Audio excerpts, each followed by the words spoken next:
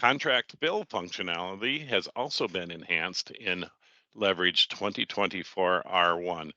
The fill functionality has existed for many releases now, but in the past, when there was a payment due from a customer, we created a purchase order and a purchase order receipt. Now we create a purchase invoice. The purchase order and purchase receipt that we used to create was causing troubles with workflow and other approvals. So we changed that now, and now we just create a purchase invoice. Let me show you what we did. So the first thing we'll do is take a look at the setup. So we go under the modules, we go to commodity accounting, we go under setup and commodity accounting parameters. Under the commodities tab and the contracts tab, you'll see a set of 3 new data fields for the sales fill and 3 additional data fields for the purchase fill. So the sales fill, we have an invoice journal that is used during the creation of the sales invoice, the approver, and then the default posting profile. So these are all used when we create that journal when the contract fill at market results in a sales invoice. We also have the same things down here for the purchase contract, purchase fill at market. We have the invoice journal. I have a different one set for sales than invoice, an approver, and a default profile. So let's go ahead and try one out. So we navigate to the purchase contract. So we go under commodity accounting, inbound, contracts, and purchase contracts. I have a list of contracts in here from before, and we'll just fill one of these so you can kind of see how it works. I'll take this contract number 25 with Anderson Farms. I click on it to choose it, brings that up. Now we can see I have 1,250 bushels open, and let's just say we're going to fill that. You can see here it's a $5 contract. Let's say we're just going to fill that at market price. For some reason, the grower is not going to deliver it, and so we just want it to go away with the fill at market price. So all we do is we click purchase contracts. Under the fill, it's fill at market price. I click that. And now we have the contract price here. We have the market price over here. So let's go ahead and fill it below the contract price. So let's say that today's price is $4.15 and with a minus 15 basis.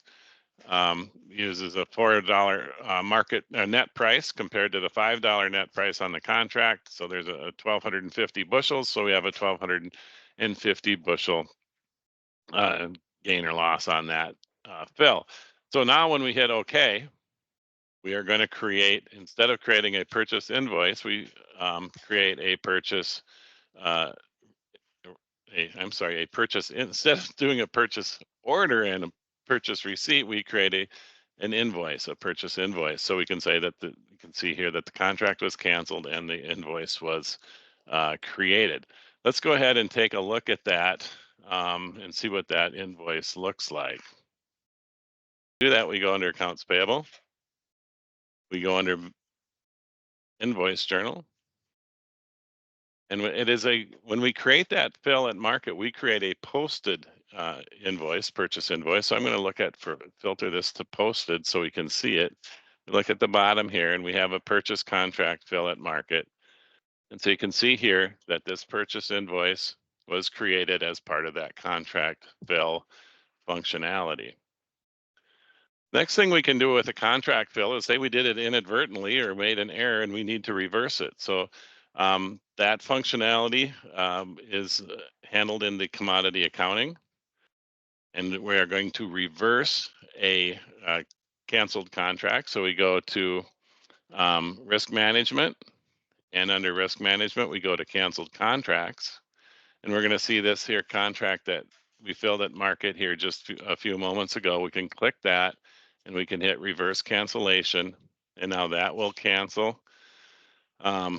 It gives us a warning that we already created the vendor invoice, so we'll need to reverse that manually. And I just showed you the purchase invoice, so that warns you that you have to, if you're not going to create it again, you're going to have to reverse that purchase invoice manually, and we can go ahead and reverse that fill.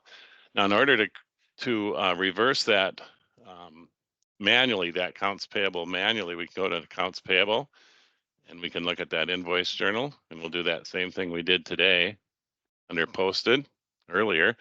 We can see that. So I'm clicking on the journal that was created, and we simply hit reverse, and you can reverse that entire journal. And it's taken care of. So that concludes the changes. The changes we made with the contract fill with the is the contract fill at market. Specifically, we changed the way we used to create a purchase order and a purchase receipt, and now we create a purchase invoice.